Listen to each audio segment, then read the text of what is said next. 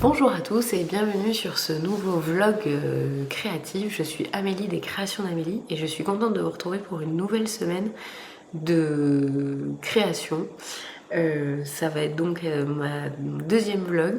Je suis très contente de l'accueil que vous avez fait déjà du premier épisode de la semaine dernière.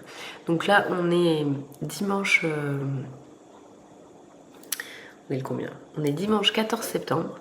Donc je repars pour une semaine où je me fixe des objectifs et j'essaie de revenir régulièrement vous dire un petit peu ce que j'ai réalisé ou pas dans la semaine. Donc cette semaine qui va donc être du 14 au 20 septembre, j'ai vu un peu à la baisse mes objectifs créatifs puisque la semaine dernière j'avais pas réussi à tout réaliser. Je m'étais un petit peu emballée sur la quantité de choses que j'avais prévu de faire et du coup là je pense que je vais en mettre moins sur la liste pour essayer d'aller au bout de mes objectifs et avoir la satisfaction de me dire que j'ai été au bout des objectifs. Donc je me suis organisée de deux manières. On va commencer par la couture. En couture, la semaine dernière je vous ai dit j'ai quand même des choses on va dire essentielles à faire plutôt pour la maison et de réparation, qui ne m'enchantent pas, voire même qui m'agacent et qui me font un petit peu suer, hein, mais qui sont là, qu'il faut que je fasse parce que c'est dommage de savoir coudre et de ne pas en faire profiter le reste de la famille. Donc, j'aimerais cette semaine faire les ourlets de la chambre d'Antonin et les ourlets de notre couloir, enfin du couloir de l'étage. J'ai donc deux rideaux à mettre à niveau. Pour ça, je voudrais essayer une technique. Je sais plus, je pense que je l'ai vu passer sur les réseaux parce que ça m'est pas venu comme ça. Je vais utiliser mon... comment on dit, mon niveau laser pour marquer mes ourlets. Parce que les ourlets de la chambre de ma fille, donc les rideaux que j'ai choisis, ce sont des rideaux en double gaze. Donc le double gaze, c'est juste l'enfer à couper droit et à coudre, ça gondole énormément et ça se déforme aussi beaucoup. Donc les rideaux sont en place depuis un certain temps, donc ils ont bien eu le temps de s'étirer avec le poids du rideau. Donc là, je vais utiliser mon niveau laser pour directement prendre la mesure, couper au niveau de la marque du laser et après j'aurai plus qu'à faire mes doubles remplis et coudre. Donc c'est vrai que ça devrait quand même accélérer pas mal le processus de mesure et de préparation de l'ourlet. Je l'espère, j'espère que ça va marcher. Je reviendrai donc vers vous cette semaine pour vous dire si mon idée a fonctionné ou pas. En autre élément de couture qui m'enchante pas de faire mais qu'il faut que je fasse, c'est réparer le pantalon de mon chéri. En vrai, je pense que j'en ai genre pour 10 minutes de travail, mais ça me saoule. Bon bref, donc, mais là il faut que je le fasse. Vraiment, il faut que je le fasse parce que j'ai le pantalon qui traîne dans l'atelier et voilà, il faut que je le fasse. Par contre, du coup, pour compenser les 3 tâches un petit peu rébarbatives que je m'impose, je voudrais arriver à me décalquer la veste Julia. Alors la veste Julia, on essaye de reprendre des bonnes habitudes et de s'organiser, de vous faire un truc un peu propre et tout. Donc la veste Julia, c'est le patron de Clématis Pattern. Donc voilà à quoi il ressemble, vous avez le dessin technique. Donc c'est une veste qui est avec à l'arrière des découpes princesse, à l'avant des pinces poitrine, des poches qui sont des poches paysannes je pense, un col châle, une manche en 2 morceaux, donc une vraie manche tailleur, il y a des épaulettes, des manches montées et elle est entièrement doublée. On a tous les codes de la veste de tailleur, sauf qu'elle n'est pas cintrée. Donc je trouve que c'est une veste qui pourrait très bien être mise de manière un peu casual, mais également de manière un peu plus élégante. Donc quelque chose qui dans la garde-robe pourrait très bien passer au quotidien. Ah, j'avais même pas fait gaffe. Oui, en même temps que je vous parle, je réalise que derrière le livret de Clématis Pattern, il y a l'intégralité des dessins techniques des patrons qui étaient publiés au moment de la publication de la veste. Donc voilà. Alors, j'ai jamais cousu de veste de patron Clématis Pattern, mais j'en ai entendu énormément de bien.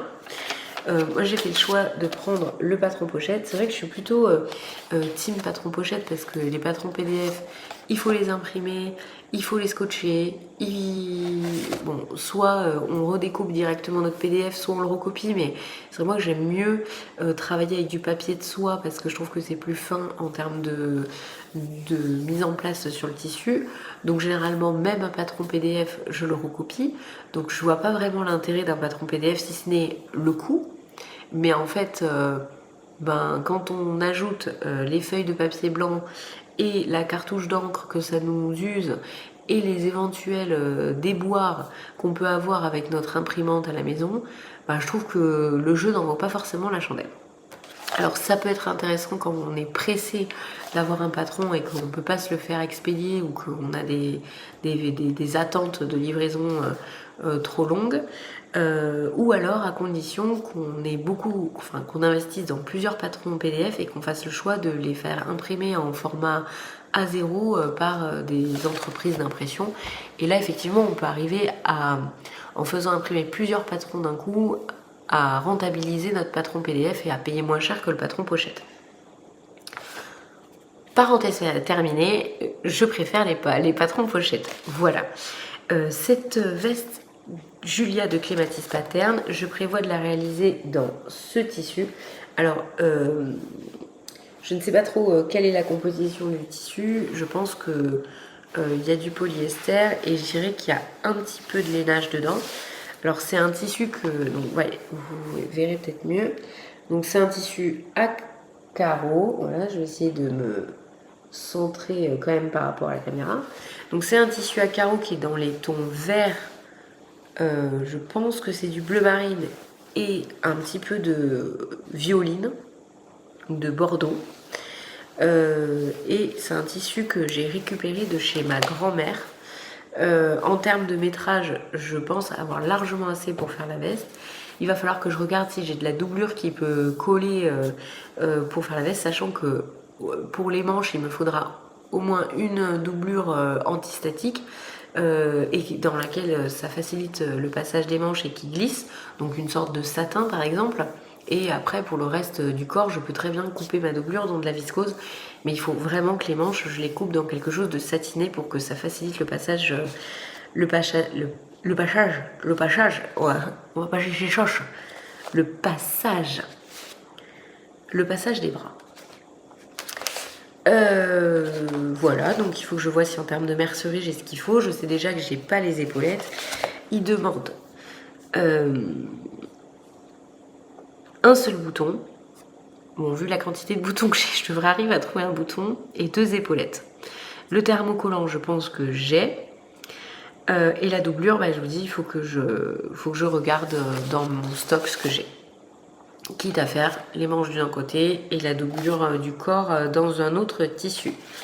Voilà en termes de couture. Donc on verra si j'arrive à au moins le décalquer et faire les ajustements morphologie que j'ai l'habitude de faire sur les patrons. Parce que, voilà, c'est un patron qui a été mis au point pour une stature de 1m65, donc c'est écrit juste là. Et ça, c'est une indication qui est très importante en couture. Donc pour celles qui font de la couture, ce que je vais dire n'a peut-être pas d'utilité. Pour celles qui font du tricot, c'est quelque chose que je reproche un petit peu aux patrons tricot, c'est qu'il n'y a jamais cette indication. C'est-à-dire que pour quelle stature a été fait le patron, pour moi c'est essentiel. Je fais 1m59, le 1m60 n'est toujours pas valide, et j'ai donc 6 cm d'écart avec la plupart des patrons de couture. et a fortiori des patrons tricot aussi. 6 cm d'écart, en fait, morphologiquement parlant, ce n'est pas simplement retirer 6 cm en bas d'un pantalon, ou 6 cm en bas d'une robe, ou 6 cm en bas d'un pull. On est proportionné, et donc ces 6 cm sont répartis tout au long de mon corps. Ce qui fait que je me retrouve avec des centimètres à enlever au niveau de ma poitrine, des centimètres à enlever au niveau de ma taille, des centimètres à enlever au niveau de mes hanches, des centimètres à enlever au niveau de mes genoux, ainsi de suite sur tout mon corps, et répartir ces 6 cm sur toute ma hauteur. Et généralement, j'enlève 0,5 au niveau de mes emmanchures et 1 ou 1,5 cm au niveau de la taille en fonction de comment tombe le patron. Parce que c'est pareil, en fonction des créatrices de patrons, on a une taille qui est plus ou moins haute, donc à adapter selon notre morphologie. On n'est pas tous avec... il y en a certains qui ont un buste plus haut que leurs jambes, enfin proportionnellement plus haut par rapport à leurs jambes, et inversement.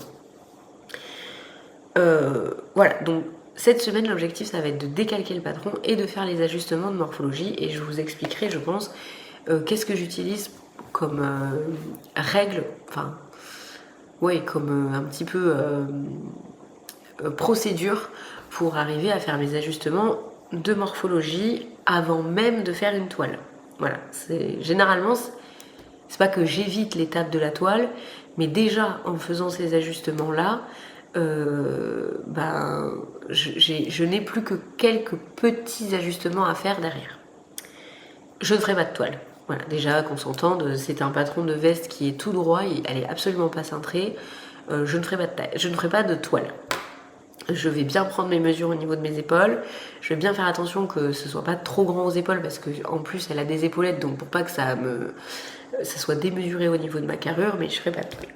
Voilà pour la couture. Et pour le tricot cette semaine, j'aimerais bien, je me suis mis 2 objectifs, donc finir ma première chaussette que vous avez vue la semaine dernière, et je vais en profiter pour déplacer mon marqueur de position. Donc pour rappel, ma chaussette c'est celle-ci. C'est un patron gratuit sur Ravelry. Je les tricote toujours dans une laine de chez Biscotte. La laine de chez Biscotte, vous la retrouvez là. Voilà, j'aurai 2 cakes comme ça. Et le contrastant, c'est une Katia, je pense. Voilà, comme ça, qui est verte. Et ça me va très bien. Le patron, c'est... Je dois avoir le nom quelque part. Apparemment pas. C'est les Wonderment Socks de Debbie Ford. Voilà, vous les retrouvez en patron gratuit sur Ravelry. La particularité de ce patron, en fait, c'est ce point un petit peu texturé que l'on vient faire que sur le devant de la chaussette et qui se fait par un espèce de jeu de torsade en fait. Voilà, c'est une torsade qui permet de donner cette espèce d'aspect un petit peu nid d'abeille et de pointe texturée. Voilà, j'aime beaucoup. C'est pas très c'est pas un tricot qui se fait sans réfléchir, puisque tous les 7 rangs on a des manipulations à faire et des torsades à faire, mais il est quand même assez transportable. Donc j'aimerais bien, là il me reste, voilà, j'ai vraiment attaqué le pied, donc il me reste le pied à faire, la pointe. Bon, j'aimerais bien cette semaine avoir fini cette première chaussette et puis attaquer la deuxième la semaine prochaine. Voilà, ça c'est l'objectif numéro 1. Et vu que j'ai fini mon pull Cousteau que je porte, d'ailleurs je ne vous ai pas dit ce que je porte aujourd'hui, donc aujourd'hui nous sommes le lendemain de la fin de la vidéo d'hier, de la fin de la vidéo de la semaine dernière, pardon. Et je porte mon pull Cousteau que j'ai fini la semaine dernière et qui me plaît. J'ai quelques compliments dessus, bref, je suis déjà très très fan de ce pull. Je pense que là on est en demi-saison, il va être très adapté aux températures. Quoi qu'il en soit, j'ai fini un gros projet, je peux donc attaquer un autre gros projet. Et j'avais en cours sur mes aiguilles le col Ithaca ou Ikata, je ne sais plus comment il s'appelle, un truc comme ça, de Audrey Borrego. Donc Audrey Borrego, pour ceux qui ne connaissent pas, c'est Ithaca. Pour ceux qui ne connaissent pas, c'est une designeuse de tricot qui récemment a mis à disposition ses designs de tricot gratuits. Bon, moi j'avais... je crois que j'avais acheté le patron Ithaca. Voilà. Donc le patron Ithaca, c'est un patron de col entièrement jacquard qui avait été fait lors d'un Mysterical. Ah oui, non, je ne l'avais pas acheté. Je m'étais inscrite au Mysterical et je suis complètement aux fraises. Hein. Il est fini depuis 1 an, le truc. Hein. Mais voilà, je le fais au fur et à mesure. Chaque semaine sortait une nouvelle grille avec un nouvel indice. Les grilles sont extrêmement denses. Je vous donne l'exemple avec la grille que je vais attaquer là. Donc ça, c'est un indice. Et toutes les semaines, il y avait une grille comme ça qui sortait. Bon, si vous êtes débutante en jacquard en une semaine, félicitations si vous arrivez à le faire. Et si vous n'êtes pas débutante en jacquard, vous vous rendez bien compte que c'est quand même pas du jacquard simple. Il n'y a pas un rang qui se ressemble. Donc, j'en suis où? J'en suis là. Donc, j'ai fait 1, 2, 3, 4 indices complets. Et donc, il me manque 2 grilles de jacquard à faire. Chaque grille fait environ une 60aine de rangs. Donc, j'en ai pour aller avec les intergrilles à rajouter. J'ai, on va dire, 140 rangs à faire avant d'avoir fini, grosso modo. Hein.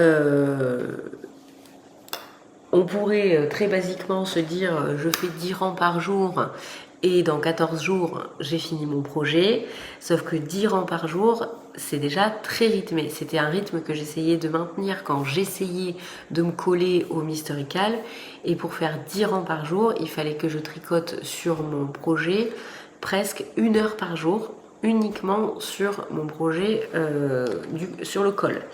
Donc au final c'était le temps de tricot que je m'accordais presque, pas journalièrement, mais quasiment. Surtout que pendant que je tricote ça, je ne peux ni regarder la télé, ni parler, ni rien faire d'autre. Donc je suis complètement focus là-dessus. C'est un projet qui me demande donc énormément d'attention, qui me détend énormément parce que, donc, mis à part penser à ce que je suis en train de faire, je ne pense à rien d'autre. Mais je peux pas le faire 4 heures dans ma journée. Voilà, je peux pas le faire comme ça devant une série télé ou devant un film le soir. Donc je suis quand même assez limitée dans le temps que je peux accorder à ce type de projet. Pour vous raconter un peu ma vie, je suis maman de 2 enfants qui sont quand même assez jeunes. Je vous laisse donc imaginer mon quotidien. Je fais à manger, voilà, je m'occupe d'eux, au même titre que le papa. Hein. Mais nos soirées sont quand même bien rythmées. Il y a les devoirs à faire, il y a tout ça. Et puis, j'ai pas envie de passer ma journée sur mon canapé à tricoter mon col. Du coup, je me suis mis comme objectif, et j'ai essayé d'être raisonnable, de faire la moitié de la grille, c'est-à-dire une 30aine de rangs. Et on va dire, je m'accorde un bonus exceptionnel si j'arrive à faire la grille complète, et j'aurai accompli un challenge de ouf cette semaine, mais je considère que si j'ai fait la moitié de la grille, j'ai accompli mon objectif de la semaine. Voilà, si je peux aller au-delà, tant mieux. Mais voilà. Donc ça me fait, au total, on va dire... Je vais vous dire même ça tout de suite. Ça me fait 6 objectifs. 6 petits objectifs à faire. Donc, sachant qu'il y en a que je ne vais pas pouvoir faire en un coup, Il va falloir que je fasse régulièrement, comme tout ce qui est par exemple tricot, il va falloir que j'en fasse un petit peu chaque jour si je veux que ça avance. La couture, je peux me dire, bah, aujourd'hui je fais ça, j'ai 4 projets couture et 2 projets tricot. Je trouve que pour une semaine, c'est pas mal. On verra à la fin de la semaine si j'ai avancé. Voilà, j'ai pas mis de... Voilà, je cherchais le mot tout à l'heure, c'était Progress Keeper. J'ai pas mis de Progress Keeper sur mon projet Ithaca. Mais comme c'est du jacquard, on se rendra vite compte. Je vous montrerai... là, je vais attaquer ma grille, donc on se rendra vite compte de mon avancée. Eh bien, je vous dis à très vite dans la vidéo. Pour vous, c'est à tout de suite. Et pour moi, c'est peut-être à demain. Voilà.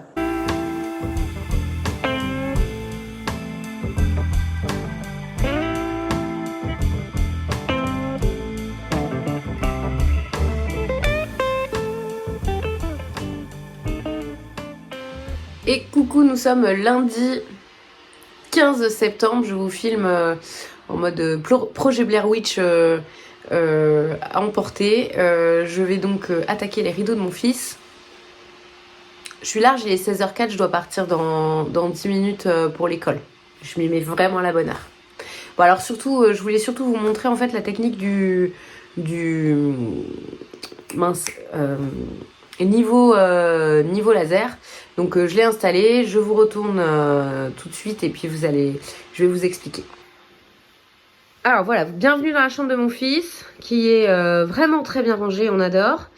Donc j'ai utilisé donc voilà le niveau laser, c'est ça. C'est un niveau que j'ai acheté chez Lidl de la marque Parksize. Il est plutôt pas mal et en fait le principe c'est que vous l'allumez et vous avez une petite lumière verte au-dessus qui vous dit que c'est bon, il est stable, il est pas trop incliné à droite ni à gauche, ni devant, ni vers l'avant ni vers le haut et il arrive à se mettre à niveau tout seul. Donc il se met à niveau et là vous le voyez par exemple si je bouge, voilà, hop, il refait son niveau, il se stabilise. Et une fois qu'il est stabilisé, bah il arrête de bouger et voilà. Donc je me dis que pour couper mon rideau, je suis sûre d'être droite comme ça. Voilà, je pense qu'il n'y a pas plus droit que ça. Donc comme ça, au moins je coupe. Donc là, je me suis mis juste au-dessus du radiateur. Je vais faire 2 remplis et je pense que je serai à peine au niveau de la tête de lit là. Vous la voyez, elle est là, le niveau de la tête de lit est juste là. Voilà, donc je vais pouvoir couper en suivant les traits.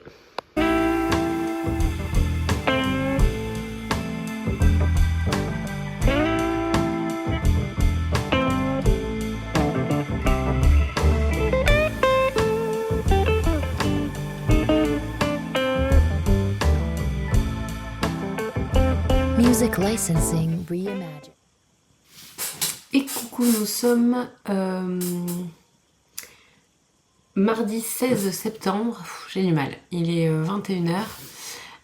Les enfants sont couchés et du coup je me suis dit que j'allais vous faire une vidéo. Alors hier j'ai pu faire les ourlets de mes rideaux et j'ai fait la technique du laser, du niveau laser. Voilà, on va reconnecter le cerveau. Donc hier j'ai pu faire mes rideaux, j'ai fait la technique du niveau laser et je la trouve d'ailleurs très bien. Je vous ai filmé un peu les étapes que vous venez d'avoir vu. Alors je sais pas si vous y avez fait attention, parce qu'en fait j'ai pas commencé le montage de la vidéo donc je sais pas trop comment je vais mettre en place ça. Je pense que toute la partie où j'aurais fait en fait la découpe du rideau grâce à la mesure du laser, vous allez avoir une musique en même temps, donc vous n'entendrez pas les bruits. Alors, il m'est arrivé une toute petite aventure, vraiment ridicule. J'ai diffusé mon laser, j'avais bien montré qu'il était bien droit, puis j'ai commencé à découper. Et en fait, le poids du rideau, du bout de tissu qui était en train d'être découpé du rideau qui allait rester, a déformé mon tissu restant. Et donc quand j'ai fini de couper, je me suis rendu compte que en fait mon tissu gondolait, il y avait des marques. Donc j'ai remis mon laser quelques centimètres plus haut et j'ai recoupé, et là cette fois-ci il y avait une moins grosse hauteur de tissu à retirer, donc ça pesait moins lourd et il n'y a pas eu de problème. Donc si je dois vous faire un retour d'expérience, c'est que si vous êtes amené à utiliser ce genre de dispositif pour faire vos ourlets de rideau, ou même je pense que ça peut même être extrapolé pour un ourlet de robe par exemple. Vous avez une robe, vous savez que vous devez la marquer à tel niveau, vous la suspendez, vous projetez votre niveau là-dessus et puis ça peut complètement servir de guide.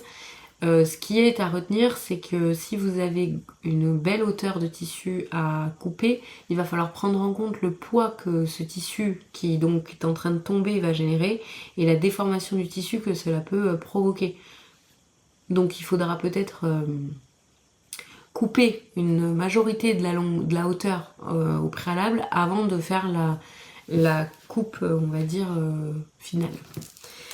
Donc si je reprends mes objectifs, j'avais l'ourlet de rideau à faire dans la chambre d'Antonin et c'est fait. Réparer le jean de Steven, c'est toujours pas fait. Voilà. Incorrigible. Niveau tricot, en revanche, j'ai avancé sur ma chaussette, mais j'irai vous chercher ça tout à l'heure. Je vais vous parler couture d'abord, mais avant ça, je vais résoudre le grave problème qui se passe entre ma fille et son sommeil. Et c'est bon, la crise du coucher est apparemment résolue, on l'espère. Donc j'étais en train de vous dire que niveau tricot, je n'ai avancé que sur ma chaussette et encore de manière très succincte, enfin très sommaire. En revanche, je me suis lancée dans la recopie du patron de la veste Julia et c'est aussi ce dont je voulais principalement vous parler ce soir.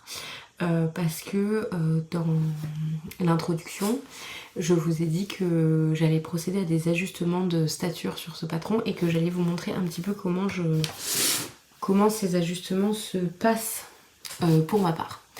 Donc, en gros, quand vous avez un patron couture, il faut savoir que peu importe la marque, c'est de la standardisation, les patrons couture, donc peu importe la marque, elle se base sur une stature. C'est voilà, avant de pouvoir décliner dans des tailles, elle se base sur des statures et souvent, la plupart du temps, c'est aux alentours de 1m65. Donc il y a des marques, il me semble que Direndo Pattern par exemple, c'est 1m68, bon, d'autres c'est 1m65, etc. C'est souvent dans ces ordres-là, 1m65, 1m68. Cette indication est notée sur les patrons. Sur le patron de Clematis Pattern, il est noté vraiment sur la première page, comme quoi ce patron a été fait pour une stature de 1m65. Ça peut paraître anodin comme information, mais c'est extrêmement important, surtout si vous ne faites pas 1m65. Ce qui est a priori pas le cas de tout le monde. Voilà, il y en a. Alors, plus vous vous rapprochez de la taille de la stature, moins vous verrez un problème, et plus vous vous en éloignez, plus vous verrez un problème. C'est pour ça qu'on se retrouve des fois avec des vêtements qui sont 25 fois trop longs si on est plus petite et 25 fois trop courts si on est beaucoup plus grande. Comme je vous l'ai dit donc dimanche, le problème ne se résume pas à ça, à une longueur de jambes ou de bras. Notre taille elle est proportionnée, alors on est tous plus ou moins proportionnels on va dire, mais normalement pareil, c'est normé, il y a des règles qui régissent ça, et on peut, avec des ajustements de stature lors de la recopie du patron, s'affranchir de pas mal de retouches à faire. Et surtout des retouches qui peuvent être compliquées quand les retouches elles sont sur la hauteur du vêtement. C'est-à-dire que retoucher un vêtement dans sa largeur, quand on a suffisamment de... Quand par exemple c'est trop grand, c'est contraignant mais c'est faisable. Il suffit de resserrer de manière équitable les coutures et normalement on arrive à resserrer le vêtement. Quand il est trop court, souvent de se contenter de réduire la hauteur en faisant un ourlet plus grand, ça ne suffit pas. Notamment sur les pantalons, on peut se retrouver avec des problèmes de hauteur de fourche, tout ça. Et sur les hauts, souvent le problème que l'on va rencontrer, c'est que les pinces poitrine vont être trop hautes ou trop basses selon si on est grande ou petite. Donc les pinces poitrine vont pas être situées au bon endroit, la ligne de taille va pas être située au bon endroit. Pareil, on va avoir un trop plein de tissu entre ses épaules et là le haut de sa poitrine. Ça peut plisser, ça peut mal se mettre et selon la structure du vêtement et la vocation du vêtement, ça se voit et c'est pas joli. C'est d'ailleurs ce qui fera la différence lors de vos projets couture entre un projet que vous allez presque faire sur mesure par rapport à vos mensurations et un projet finalement qui va être standardisé, donc où vous allez suivre le tableau des tailles et encore une fois essayer de rentrer dans une case. En fait, le but de la couture quand même, c'est de s'affranchir des cases qui ont été créées par l'industrie du vêtement pour normaliser le corps de la femme et nous dire que l'on doit faire un 38 ou un 40 et qu'on doit toutes mesurer 1m68 parce que c'était plus pratique de normaliser le corps de la femme et le corps de l'homme pour créer des vêtements dans la grande distribution. Je m'égare un peu là. Bref.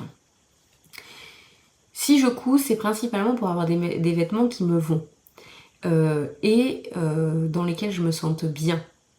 Et donc pour adapter les vêtements à mon corps et à ma morphologie, et non plus adapter ma morphologie et mon corps aux vêtements. Parce qu'en fait, c'est un peu compliqué quand même d'adapter sa morphologie à un vêtement.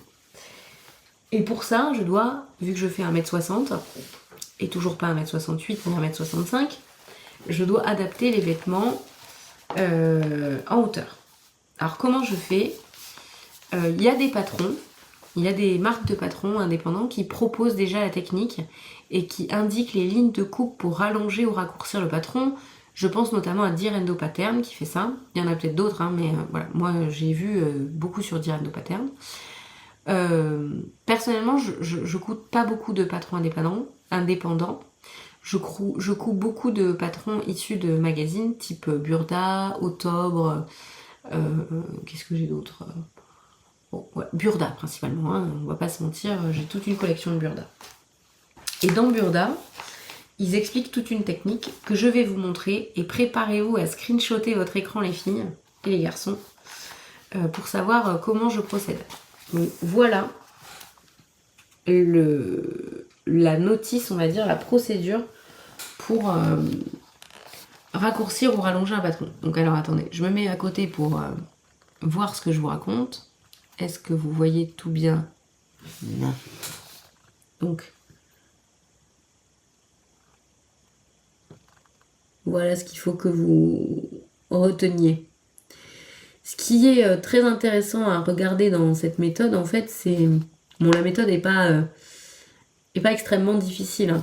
Ce sont surtout les mesures qui sont données dans cet encadré qui sont très importantes. Et qu'est-ce qu'on voit ? On voit qu'ils enlèvent 5 mm au niveau de l'emmanchure, 15 mm au niveau de la poitrine, voilà à peu près.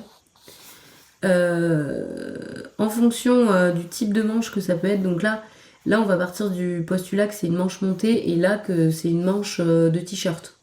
Vous voyez, la tête de manche est beaucoup plus évasée, voilà. Donc là, ils enlèvent, en gros, plus la manche a une tête de manche prononcée, plus la manche a une tête de manche prononcée, plus ça veut dire qu'au niveau de votre épaule, elle va venir épouser votre épaule comme ça. Donc là, on va venir enlever à ce niveau-là et enlever au niveau du bras. C'est pour ça qu'on se retrouve avec une manche où on enlève ici 5 mm et 15 mm.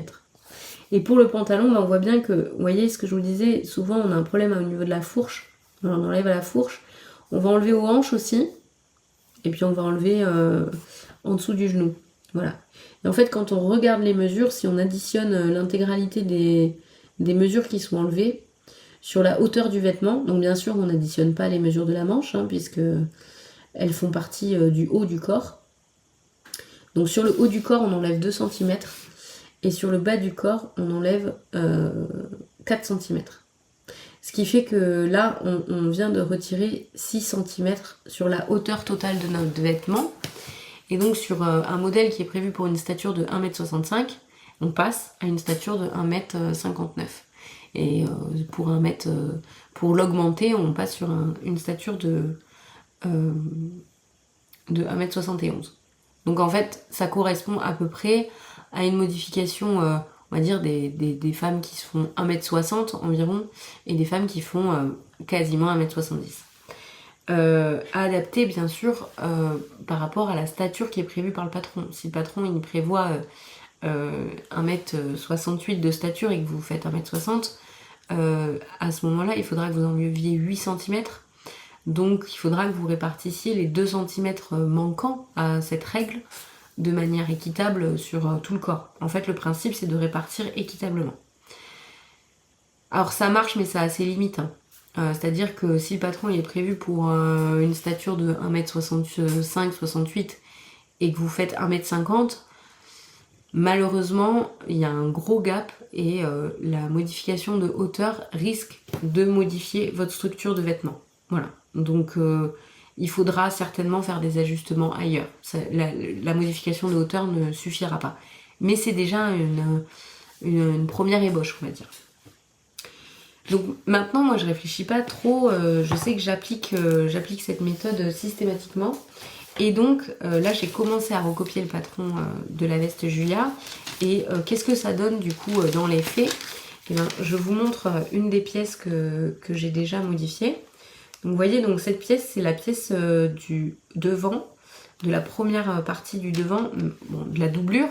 Mais si vous commencez à modifier vos pièces de patron, il va falloir modifier toutes les pièces qui sont impactées par cette modification de hauteur. Donc là, en l'occurrence, mon patron est doublé. Donc il faut que je modifie de la même manière les pièces qui vont me servir pour le tissu principal et les pièces qui vont me servir pour la doublure. Donc là, typiquement, il va falloir que je modifie le haut du devant de mon tissu principal, le devant de ma doublure, le devant de ma parmenture. Vous voyez un petit peu le truc? Il faut vraiment quand même étudier son patron, sa structure, sa gamme de montage également, pour savoir, voilà, ces pièces s'assemblent comme ça entre elles. Je vais donc essayer de procéder aux modifications à peu près au même niveau. Si vous voulez être sûr de ne pas vous tromper, vous reportez votre droit fil sur l'intégralité de la hauteur de votre patron, et ça va être votre ligne de référence. Et ensuite, vos modifications, il faudra les effectuer toujours de manière perpendiculaire à ce droit fil. Donc là, typiquement, j'ai recopié mon patron de manière standard. J'ai tracé un premier trait perpendiculaire à mon droit fil, et j'en ai tracé un deuxième, 5 mm en dessous, au-dessus, peu importe, on s'en fiche, de 5 mm, donc on va dire en dessous de mon premier trait. Et puis j'ai effectué le pliage, alors c'est la partie la plus, on va dire, minutieuse de l'opération. Et j'ai fait coïncider les deux traits que j'avais tracés. Et ensuite j'ai mis un bout de scotch et j'ai aplati pour que, voilà, pour avoir retiré 5 mm. Et pareil pour le bas. Donc là c'est le patron, donc je vais vous remontrer le dessin technique de la veste Julia pour que vous vous rendiez compte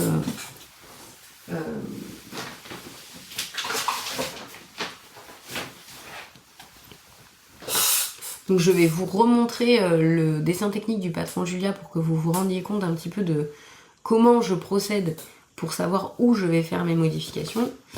Donc là, typiquement, le patron de la veste Julia, on se rend compte que ici, en fait, il y a une découpe et on le voit après sur les pièces du patron. La pièce de devant, en fait, elle est en deux fois. Voilà. Il y a une pièce devant avec une pince et une pièce devant partie basse, presque un peu comme une basque, qui vient en dessous. Donc, moi, j'ai fait ma première modification à ce niveau-là. Et pour éviter de complètement déstructurer ma pince, parce qu'évidemment quand vous venez faire deux lignes et que vous venez les faire coïncider les unes avec les autres, une pince par exemple qui a un angle ici, et bien vous allez vous retrouver avec un décalage de lignes.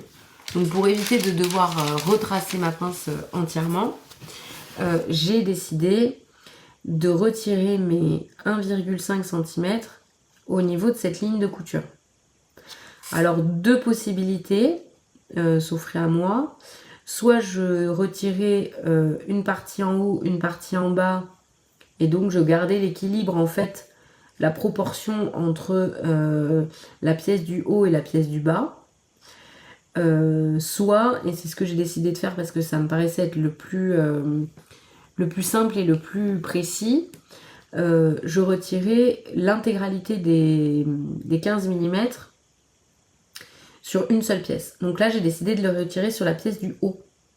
Parce que la pièce du bas, c'est la pièce en fait pour remonter. Voilà, pour donner ce sentiment d'avoir remonté la basque. Parce que si j'avais fait l'inverse, j'aurais descendu en fin de compte cette ligne par rapport proportionnellement à mon corps. Voilà. Et je vais faire les mêmes modifications au niveau du dos bien sûr, et pareil au niveau des manches, je vais enlever les 2 cm conseillés pour ma longueur de bras, sachant que moi je sais que par rapport à, je sais pas, peut-être quelqu'un d'autre de 1m60, j'ai quand même des petits bras. C'est comme ça. J'ai toujours eu les manches 150 fois trop longues, donc j'imagine que c'est que j'ai des petits bras.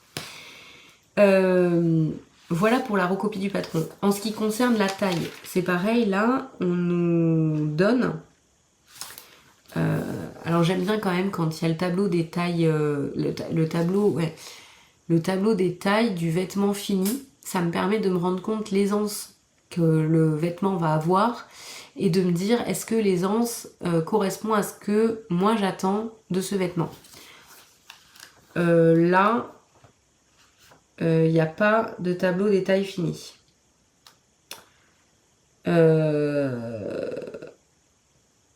Donc en fait, bon, je ne peux que faire confiance à l'aisance qui est prévue dans le patron. En revanche, il y a le tableau des tailles qui est là. Et encore une fois, en fait, même si on fait de la couture et qu'on pense faire du sur-mesure, dès l'instant où on prend nos mensurations et qu'on essaye de les faire rentrer dans un tableau comme ça, et ben on est normé. On essaye de rentrer dans une norme qui est établie. Alors, en fonction des marques de patron, le 38 ne sera pas équivalent. Mais demain, vous allez à Mango, et puis dans la foulée, vous allez à H&M. A priori, le 38 ne sera pas équivalent non plus. Donc en fait, on est un peu sur le même principe. On est sur de l'industrialisation, hein, de toute façon.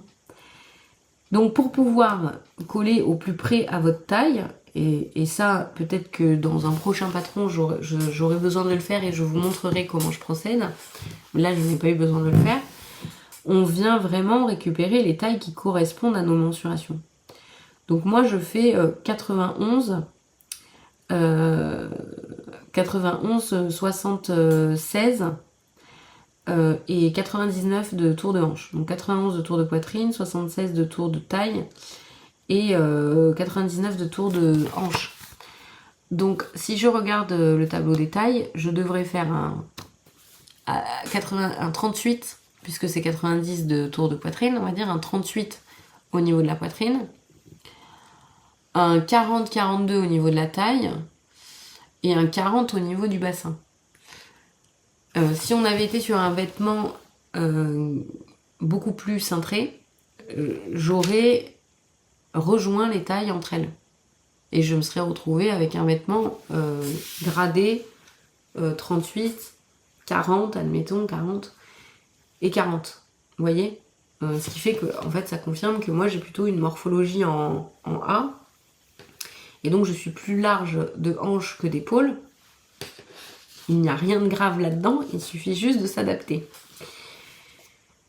Bon, là je l'ai pas fait parce que c'est une veste droite.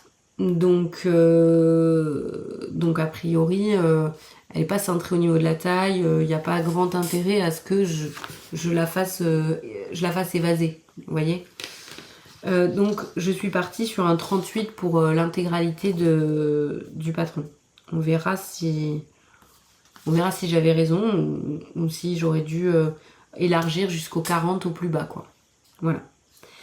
Donc ça met quand même en valeur que la préparation d'un patron, c'est l'étape peut-être la plus importante de votre couture. C'est l'étape la moins sexy, parce qu'on n'est pas en train de coudre, mais ça reste l'étape la plus importante. Voilà.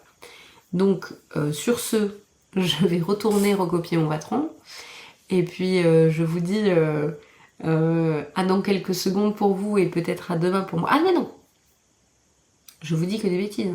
Je dois quand même vous montrer ma chaussette. Je vous avais dit que j'avais avancé sur ma chaussette, et puis comme ça je vais pouvoir déplacer mon Progress Keeper. Putain, on est une vraie vloglogueuse ou quoi? Qu'est-ce qu'il y a là? Donc, tout tombe. J'ai avancé. Donc dimanche nous en étions là. Et voilà. Donc j'ai fait 3 cm, à peu près. À peu près 3 cm. Voilà, c'est pas mal. On avance, on avance. Je l'ai essayé, il me reste encore, je crois... allez, j'ai calculé à la louche, je dirais 3 motifs. Voilà, faut que ce serait bien que je calcule un peu ça plus précisément, mais on est à peu près sur ça. Ah, j'ai fait tomber mon petit marqueur. Mince. Voilà, donc voilà l'avancée. Je trouve qu'on est pas mal. On est sur le trait là en termes d'objectifs. Donc on va continuer comme ça. Demain c'est mercredi. J'ai que un enfant sur 2 à m'occuper. Parce que l'autre je l'ai mis en vente. Non, je déconne. Parce que l'autre il va chez sa grand-mère. En l'occurrence, elle va chez sa grand-mère. Donc j'ai que un enfant sur 2. J'ai d'autres trucs à faire. Et aussi m'occuper de lui. Donc on verra si j'arrive à avancer. J'ai pas du tout avancé sur mon col. Voilà, les prochains jours. À plus tard. Et nous voilà, nous sommes le dimanche, il est temps de clôturer cette vidéo. Je pense que la dernière fois que je suis venue c'était mardi et j'ai l'impression que je me suis réveillée dimanche. Voilà. Je sais pas si ça vous le fait, mais le mois de septembre est tel un rouleau compresseur sur moi. Je n'ai le temps de rien et pourtant le temps file à toute allure. Donc les loisirs créatifs ont largement été impactés par cette espèce de distorsion du temps. Et encore une fois cette semaine, je n'ai pas réussi à accomplir mes objectifs. Je vous spoil, hein. Voilà, directement je vous le dis, j'ai pas accompli mes objectifs. Je me suis posé la question, est-ce que je clôturais la vidéo ce soir, donc dimanche 21 septembre, ou est-ce que je prolongeais d'une semaine histoire d'avoir un peu plus de contenu à vous montrer? Et puis je me suis dit qu'en fait, c'était ça la vraie vie. Des fois, c'est comme ça. J'ai 2 enfants, j'ai une maison à m'occuper, je suis en train d'être dans un changement professionnel qui m'accapare énormément l'esprit. C'est ça la vraie vie. Je pense que ma situation n'est pas inconnue à certaines qui doivent me regarder. Et si ça peut vous décomplexer sur le fait que, eh ben non, on n'est pas toutes des rapides de la création et on fait pas toutes 50 projets à la semaine. Parfois ça met du temps et souvent même ça met du temps. En tout cas chez moi ça met du temps. Parce qu'il y a plein d'autres choses qui passent avant tout ça, quoi. Voilà pour l'introduction du dimanche. Je vais quand même vous montrer mes avancées. Alors, petit rappel du coup des objectifs de cette semaine. Il y avait 4 objectifs couture. J'en ai réalisé 2, mais on va voir ensemble s'il y en a un 3e qui peut m'être accordé. J'ai un peu filouté. Et j'avais 2 objectifs tricot. Et j'en ai réalisé aucun en entier, mais j'ai quand même avancé sur les projets. Donc j'avais pour objectif en couture d'ourler le rideau de la chambre d'Antonin, ce que j'ai fait. Et il faut savoir que j'ai aussi repris l'ourlet de la chambre de Manon qui finalement ne me convenait pas. Et donc là ça y est, les deux chambres sont prêtes et c'est super parce que demain c'est l'automne et que je sens qu'on va mettre les radiateurs d'ici peu, donc au moins c'est prêt. Il fallait que je fasse l'ourlet de notre couloir de l'étage. Bon, je l'ai pas fait. Voilà, je vais pas je vais pas essayer de vous dire que oui, mais non, je l'ai pas fait. Je l'ai pas fait.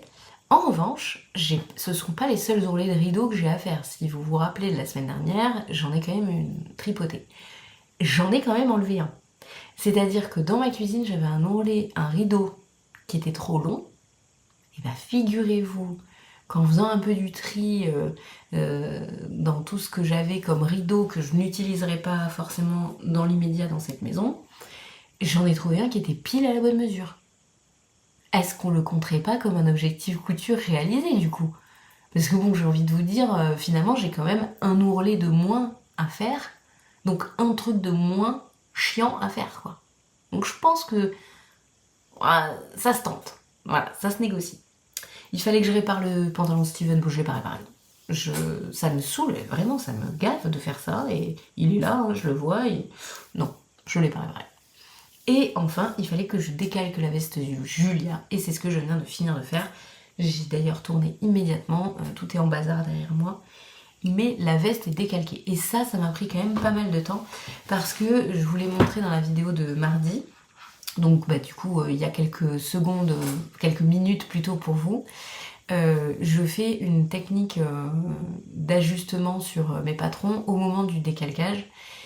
Et ça demande du temps, parce que je le fais précisément, et en plus je trouve que décalquer un patron, c'est vraiment la partie, si on se trompe après, c'est sûr que notre vêtement tombera mal, donc c'est là où je suis très minutieuse. Voilà pour la couture, je peux pas trop vous montrer du coup des trucs, parce que les rideaux, bah, ils sont accrochés.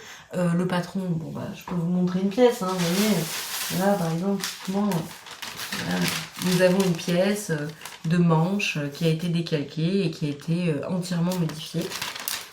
Voilà, c'est pas très intéressant. On passe donc au tricot. Le tricot, j'avais pour objectif de finir ma chaussette. Je ne l'ai pas finie. J'ai quand même avancé. Donc, depuis la dernière fois que je vous ai vu, donc je pense que c'était mardi, j'ai dû vous montrer la chaussette. Je me rappelle plus, j'ai pas regardé mes rushs. Donc j'ai quand même avancé de tout ça, donc 2 cm, ce qui fait que par rapport ma pointe, on va la mettre dans le bon sens hein, quand même, ce serait pas mal. Voilà où j'en suis à peu près dans ma longueur pied. Donc j'en vois le bout, hein. J'avance, hein, mais bon, je l'ai pas fini. Voilà. Donc l'objectif n'est pas rempli. À vrai dire, sans vouloir me trouver des excuses de dingue, fin de semaine dernière, sur ma précédente vidéo, j'étais quand même très malade. Gros rhume, voilà. Et ben, figurez-vous que le soir à 21h, j'étais KO. Donc, les temps de tricot du soir déjà étaient largement réduits. Et puis après, j'ai eu des trucs. Enfin, bon, bref, la vie quoi. Donc, en fait, j'ai pas tant eu de soir d'activité créative que ça. J'arrivais à me caler peut-être 20 minutes, 20-30 minutes, j'arrivais à faire ça 20-30 minutes par jour où je décalquais mon patron.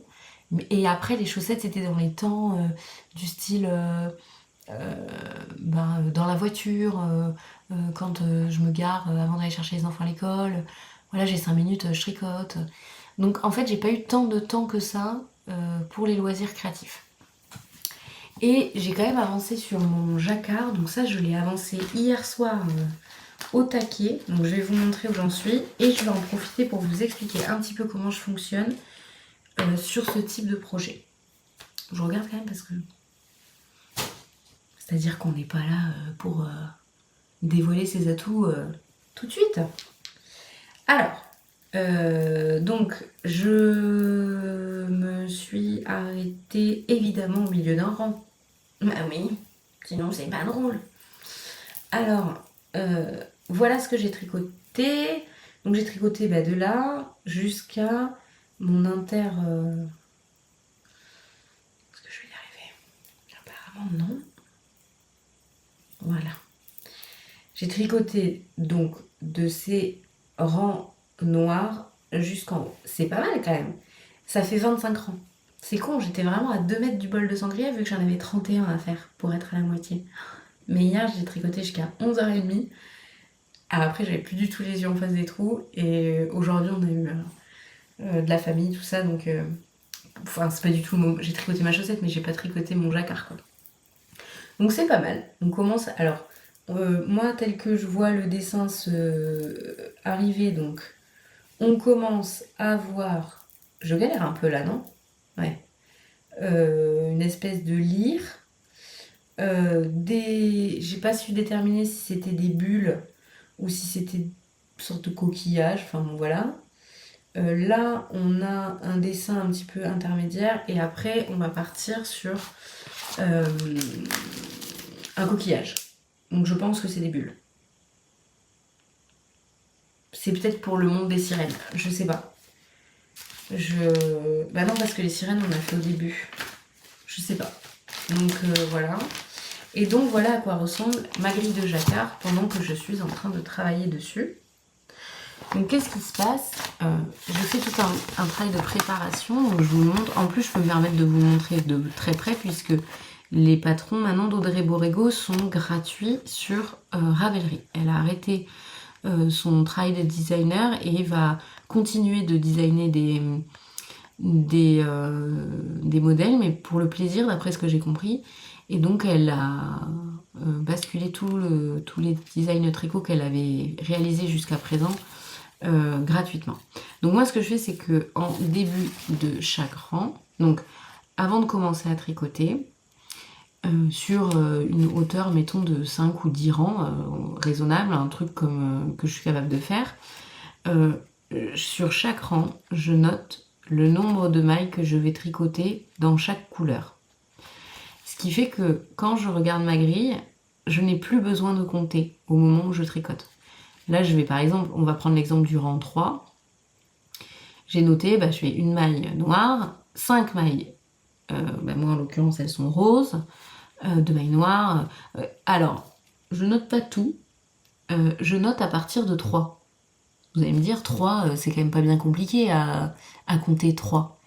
Mais 3 et 4, des fois j'ai mes yeux qui... Et du coup, ça m'est déjà arrivé de me planter. Donc maintenant, je note 3. Parce que 2, je me plante pas. Voilà.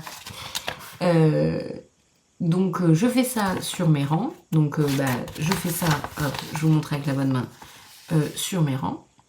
Et comme ça, quand je tricote, finalement, j'ai plus trop besoin de compter. Je ne compte que mon tricot. Je n'ai pas besoin de compter sur mon patron. Pour moi, c'est plus simple. Et après, un coup de stabilo sur le rang une fois que je l'ai fini. Ça, je sais très exactement où j'en suis. Et je trouve ça autant motivant de voir son tricot avancer que de voir sa grille se colorer d'un coup de stabilo. J'ai déjà essayé de travailler... du coup, c'était pas sur tablette, c'était sur mon téléphone. Bon, j'ai trouvé ça extrêmement désagréable. Mais si, parce que j'avais une tablette. Mais il y a des années de ça. Il y a des années de ça, j'avais essayé sur tablette. J'ai pas du tout apprécié le truc. Moi, j'aime bien quand il y a un peu de toucher, donc un peu de papier. Donc voilà pour l'avancée de mon châle. Je trouve que, il va être beau, hein. Il va être trop beau. Il va être grand. Et après, en fait, il va venir comme ça se relier. Et donc là, il me manque celle-là et celle-là. Et normalement, en plus bloqué, je pourrais peut-être en faire 2 tours comme ça. Oui, je pourrais peut-être m'emmitoufler. Ou on le porte en 1 tour comme ça et plutôt croisé histoire d'avoir un petit truc qui protège le cou. Bon bref, il va être trop beau. Voilà. Donc vraiment, au-delà du fait que c'est une pièce de ouf, je trouve qu'il est vraiment... j'ai l'impression d'avoir... Vous savez, un peu comme quand on était... enfant, non, parce qu'il y en a qui existent pour adultes, et d'ailleurs, j'ai une copine qui adore ça et qui doit me regarder, et du coup, je lui fais de gros bisous, elle se reconnaîtra. Un peu comme quand on fait des numéros d'art. Là, j'ai un peu ce sentiment-là. Le fait d'avoir tricoté du jacquard, j'ai l'impression d'avoir réalisé un super beau dessin, mais juste en comptant mes trucs, en suivant une grille, quoi. Bref, voilà. Bon. Ça, c'est mes délires délire bizarre. Bon, donc voilà, je sais pas si je vous l'ai dit quand j'ai commencé la vidéo, mais je tricote mon châle en bébé mérido de Fonty, donc en coloris. Est-ce qu'il veut bien faire le focus? Voilà. Un espèce de vieux rose. Alors, y a-t-il un nom de coloris sur cette pelote? 830. Ouais, c'est un... La couleur est assez fidèle. Hein. C'est un rose très clair. Et pareil pour le gris. Donc toujours de la bébé mérido de Fonty. Et là, on est sur un gris anthracite. Coloris 843. Et pour mes inter machin là, mes inter gris, c'est toujours de la bébé mérido de Fonty. Mais je n'ai plus le coloris, c'est un espèce de rouille. Voilà. Une laine que. C'est un reste de laine que j'avais et que j'avais utilisé pour faire le Sugarbush. Ça doit être Marie-Amélie Design. Pareil, il est gratuit hein, sur Ravelry. Et c'est un patron pour enfants. Je crois qu'il est aussi pour adultes. Avec un yoke et un jacquard. Voilà. Pour ma fille, et c'était très bien. Et voilà pour mes avancées de dimanche. Du coup, eh bien, je vais monter cette vidéo et je vais vous la poster. Et j'en profite également parce que en début de vidéo, je venais juste de poster ma vidéo vlog de la semaine dernière. J'en profite également pour vous remercier pour l'accueil que vous avez fait à ce format. J'espère que ça continuera de vous plaire cette semaine, malgré un petit peu le peu de contenu finalement qu'il y a. Mais je pense que ça peut aussi être intéressant d'être dans la vraie vie et de pas avoir cette espèce de pression à vouloir faire autant que les autres, aussi vite. Parce que je sais qu'il y en a certaines qui ont un rythme tricot qui est dingue, et tant mieux, tant mieux pour elles ont de la chance de pouvoir soit tricoter vite, soit d'arriver à dégager du temps pour leur loisir créatif. Mais pour toutes celles qui culpabilisent de pas y arriver elles-mêmes, bah, sachez que moi non plus j'y arrive pas. Regardez, j'ai pas répondu, j'ai pas réussi à faire mes objectifs. Et c'est pas grave. L'important c'est que j'en ai fait un peu et que j'ai quand même avancé. Voilà. Allez, sur ce, je vous souhaite une bonne soirée, une bonne journée, selon le moment auquel vous allez me regarder. Et bah, bon tricot, bonne couture et puis bon projet créatif de manière générale. À très vite.